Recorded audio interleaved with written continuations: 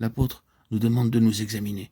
Il dit « Or nous tous, contemplant à face découverte, ou dans le visage découvert reflète, ou qui contemplons dans un miroir la gloire du Seigneur, nous sommes transformés en la même image de gloire en gloire par le Seigneur, en esprit. » 2 Corinthiens 3, 18.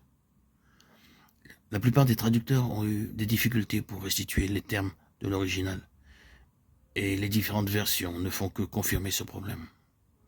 Il est vrai qu'ici, on ne saisit pas au premier abord ce que Paul a voulu dire, d'où parfois les divergences parfois significatives de certaines versions qui tantôt reprennent ce que nous trouvons dans le texte ou ce que nous avons en marge dans le contexte.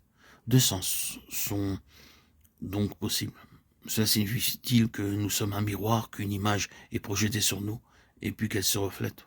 Ou est-ce que cela signifie que Christ est ce miroir et que nous regardons en lui et qu'il reflète la gloire de Dieu?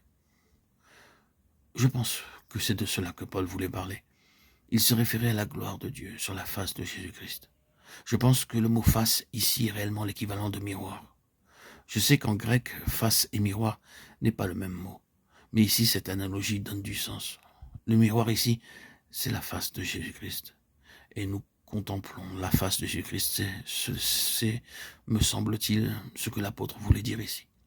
Ensuite, le mot « contempler » est un terme très significatif. Cela ne signifie pas seulement regarder, mais fixer notre regard. C'est ce que le Nouveau Testament veut dire par « contempler ». Nous tous fixons notre regard sur Christ, car il reflète dans sa propre personne la gloire de Dieu, la satisfaction de Dieu, la pensée de Dieu dans sa perfection.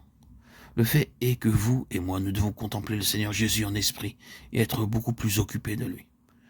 Nous devons avoir un lieu très saint où nous pouvons nous retirer pour être avec lui.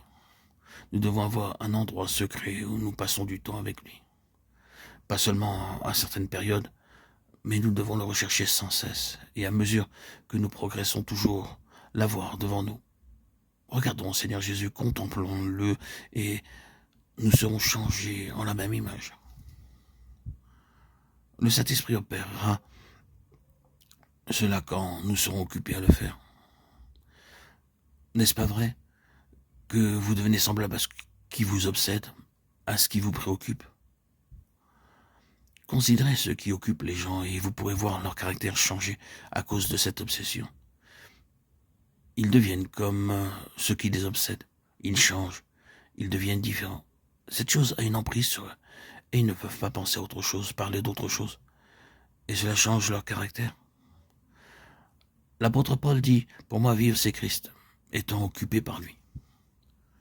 En réalité, ce terme est impropre, mais ce serait cependant une bonne chose s'il devenait notre obsession, notre continuelle occupation. Quand nous fixons fermement les regards sur lui, l'esprit nous change en la même image.